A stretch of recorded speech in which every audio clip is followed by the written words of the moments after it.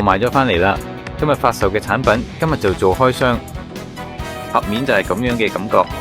呢個就係1994年8月發售嘅模型，用嘅透明色做嘅活動限定版，再重新推出。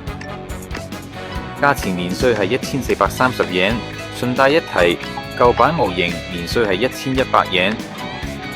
咁而家即刻開箱啦！佢真係好特別，呢個係我第一次砌全透明款式設計嘅模型啊！魔鬼高達呢款嘅經典嘅模型，我都係第一次親手去嘗試玩。我將咗膠板排咗出嚟嘅，連埋 PC 件一共有5塊膠板，佢零件都幾大件，好搶眼，貼紙保色位都算有嘅。而家俾我哋開始組裝啦。好啦，依家我哋開始砌手臂嘅零件。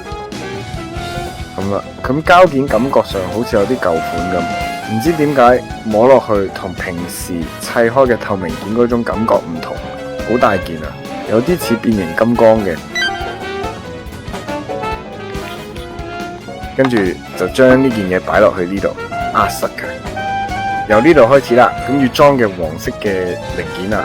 咁黃色件已經全部剪好啦，依家開始裝上去，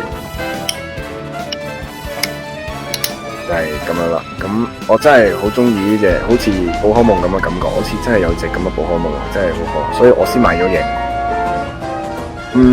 好啦，手已經砌好啦，咁下一步就係腳啦。我而家想砌腳，你睇下就知，隻腳真係好大隻，不過嘅零件就好細件，明明咁大隻，真係超細件。入邊要配合嘅就得呢2件咋，唔係啊，真係好大隻。如果唔好好咁將佢哋砌埋一齊，就真係唔得噶啦。呢度嘅零件都幾硬下，唔係平時嗰啲軟膠，係真係好硬嗰種膠。其實平時砌開高達模型嘅膠都分2種噶嘛。咁而家就要用呢個零件為呢個咪就係人生遊戲架車入邊嗰啲人仔咧，點睇都係人生遊戲架車入邊嗰啲人仔啦。總之就係咁，我而家要將呢個人生遊戲嗰個人仔插落去呢度，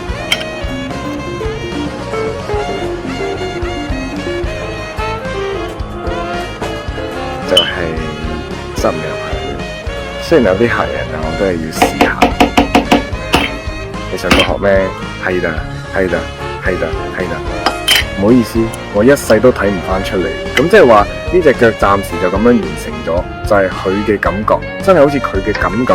認真講，佢嘅感要喐嘅地方就得呢度啫。好，而家我想開始整身體嘅部分，將呢個裝落去呢度，佢就裝好啦，就係咁樣嘅部件，然後再將呢個睇埋一齊就可以夾實佢。就咁樣，呢2個部件暫時完成咗。下一步就係整埋塊面啦，頭盔已經完成咗。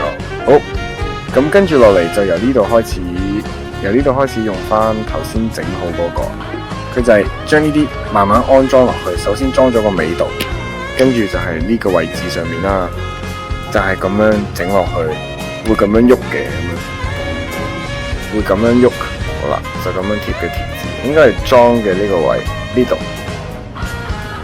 勁啊！然之後就裝喺巢嗰度，真係塊面嚟嘅。佢將呢個裝落去呢度，咁勁啊！真係塊面嘅呢個。佢最後就要組裝啦。我而家想開始組裝啦，開始組裝啦。首先就係呢個裝上塊面，塊面好細先，裝呢個屁股度一個得唔得呢？咪要全部都裝上去。好，全部都裝好啦，跟住就裝手臂。右手好啦，左手都裝埋，裝喺呢度，好，呢邊都裝埋，然後就要對接啦，好似要喺呢度同呢度對接，就係咁樣，暫時就咁樣先完成啦，幾有趣喎，暫時就係咁樣，呢個狀態好似可以變形喎，就係咁樣啦，完成影片，請睇下。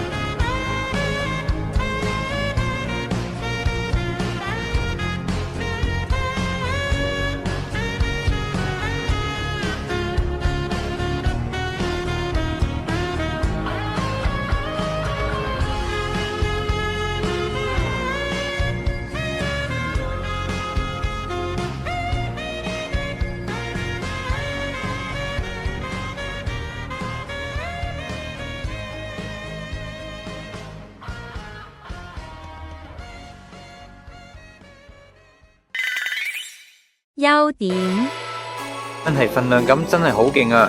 呢個真係唔錯，好型喎。缺點因為本身都係28年前嘅模型，所以都冇辦法。不過頭部同手部嘅造型就有啲粗糙，呢點就有啲可惜啦。另外，因為係透明件，所以處理極好麻煩，又唔可以處理合無線，仲有好難由其他模型嘅零件過嚟用，呢啲問題都係預咗嘅。不過我覺得呢隻模型就係唔好理咁多細節，開心砌就得啦。跟住我哋一齊睇下可動性啦。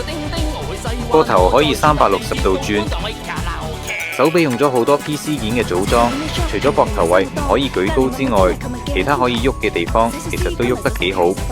腰部呢度就完全唔可以扭動。腳部方面只係得咗關節位可以喐，膝頭係採用咗一體成型設計，所以係完全唔可以喐嘅。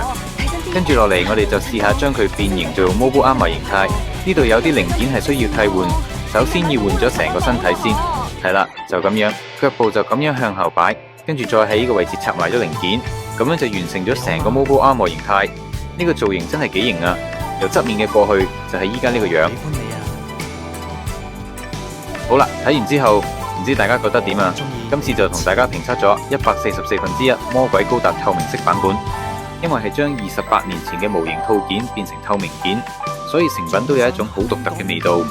不過魔鬼高達好似都只係得呢款舊模型有出過膠模型，所以隔咗28年再用透明色出返，真係好有慶典氣氛，幾開心嘅。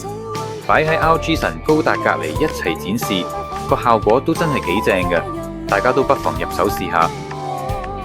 如果你去到高達基地之類嘅地方，不如都可以考慮買一試下啦。